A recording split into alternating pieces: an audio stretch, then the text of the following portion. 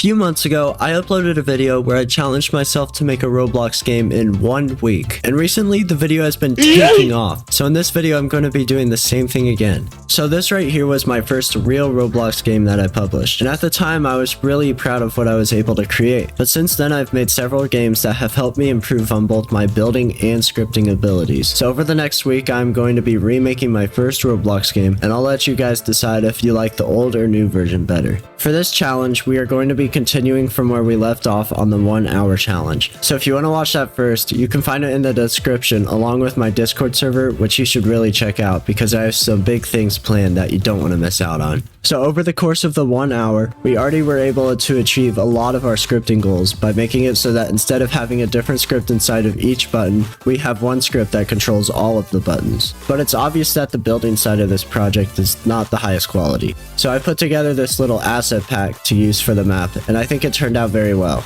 I didn't really have a plan for the map, so I just started copy and pasting the border parts while placing the grass, trees, and rocks on them until I made a full circle. Next, I started planning out where I wanted the points of interest to be. The circle in the center is going to be the spawn, and the circle to the right will be the leaderboards area. I plan on having a portal leading to the next world placed by these border pieces to the right, and then the buttons will be spread throughout the top and left of the map. To lead the players to where the buttons will be, I used this plugin to create a path going around the map. I also added paths that lead to the portal and leaderboard area. After changing the color of the paths, the map is already starting to come together very well. For the leaderboards, I decided to just copy and paste the leaderboard that I used for the 1 hour project because I really liked how the mesh turned out. Next, I made a sketchy model for the portal, and I added in stairs that led up to it with a little bit of grass peeking through. After completing the leaderboards and portal, I moved the buttons over to this map and gave the game a test. There's not too much to do currently, so in the next few days, I want to add more currencies and worlds for the players to explore. I'm really happy with what we were able to accomplish on just the first day, even if the 1 hour project gave us a little head start. On day 2, I fixed some bugs that occurred when you would switch from one button to the next, and then once I got the buttons working, I added a bunch of them to fill up the area of the map. Currently, I have it where you need to go into each button and manually add the costs for each button, so I decided to create a script that went through each button for me. After this, I added one of the border parts into the middle of the path to fill up some of the empty space. I then added some more rebirth buttons that went around the border part. This area of the map is pretty much complete, but I wanted to add in some signs to show the players where they can find the buttons of each currency. And as you can see, the signs turned out very well. Honestly, this might be the most beautiful part of the map. After completing the first section of the map, I decided to mess with some of the lighting settings, which I should not have done. I think the colors looked fine the way it was. I'm not really sure why I even messed up the settings in the first place. After ruining the lighting, I added in pine trees and gave it an orange color to add some variety to the map, since there are so many green models going on right now. After copying and pasting a bunch of the trees around, it clicked in my brain that the lighting kinda sucked, so I followed a YouTube tutorial to fix the settings. And then I made the colors less intense so that someone would actually want to play the game. Next, it was time to add in our first new currency, wood. This will cost multiplier and will provide the same perks as rebirths, but stronger. I placed the buttons over by the trees because it made the most sense. I then created a bunch of large stones over by the portal area and added our second new currency called stone. You can buy stone with wood, and the stone will give 2 times wood and 2 times rebirth. I then added signs directing players to the new currencies. The last thing I did for day 2 was move the leaderboards onto a raised platform instead of having them against the wall of the map. I started off day 3 by messing around a bit looking for things that I should add. I quickly realized that the players have no way of seeing what boosts each currency provides, so I created a board that lists each currency and their multipliers. After adding the board, my recording crashed. I don't think I missed too much footage, but I moved on to creating a desert area that the portal will lead to.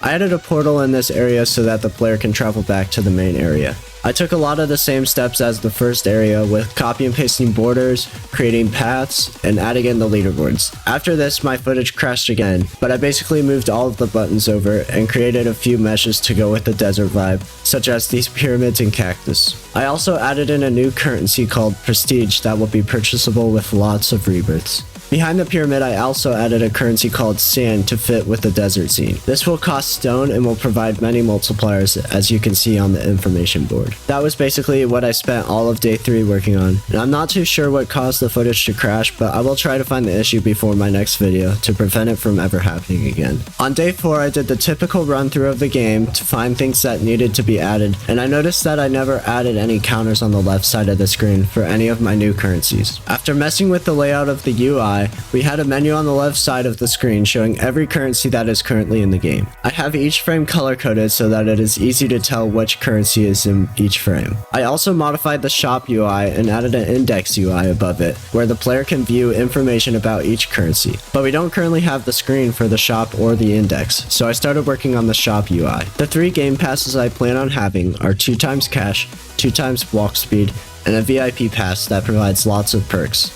I then added in the 3 game pass icons, and I think it's looking pretty good for being rushed. That was all I had time to do on day 4, since I only spent around half an hour working on the game that day. So now we have a complete starter area with a portal that takes the player to a complete desert area, and we have a working index and a shop. So it was time to start working on the 3rd area. I started off by trying to add the portal in the desert area, but I thought it would make more sense if we placed it in the main area instead. In order to do this, I would have to make changes to the layout of the map. I moved the current desert portal out of the way and expanded the map in that direction. I then moved the portal back onto the map, but this time sideways. My plan is to have all of the portals in a line next to each other in this area of the map. While expanding the map, I also moved the leaderboards off of the platform that they were on, because I felt like it was too crowded with the platform. The map felt much more open when I moved them back along the border. So once I got all of the main area figured out, it was time to start on the 3rd area. If you can't tell, the 3rd map is a winter or snow theme. I started off the same way by adding borders and trees and creating a path. I then added buttons,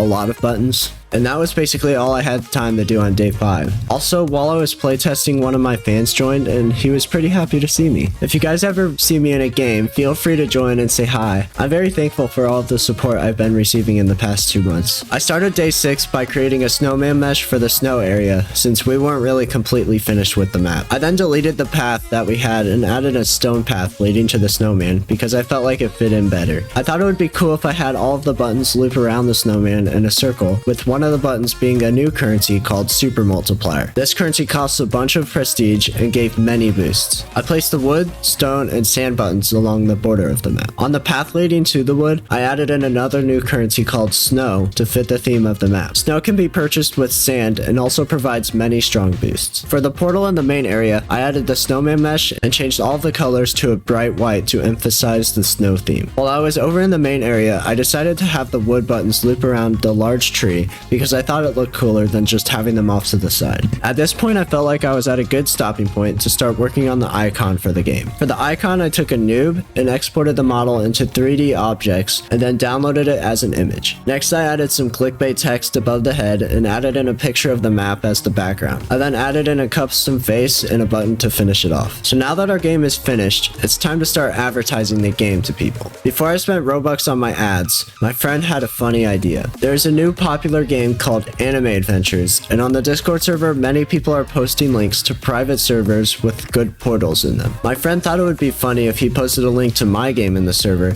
and a bunch of people started joining. I found it really funny how some people ended up just playing the game even though they joined for something completely different. Alright, so it is time to pay for my advertisements. I decided that I'd spend 750 Robux over the course of 2 days, so let's see if we made any Robux. So joining the game, I can tell that people have been grinding a lot, and one person even managed to get 37 snow, which is very difficult. We ended up making 0 Robux, which is pretty disappointing, but it's probably because the passes need to be cheaper. If you want to check out the game for yourself, the link will be down in the description. And you should watch this video to see how I trolled my friends with a troll obby that I made in 1 day.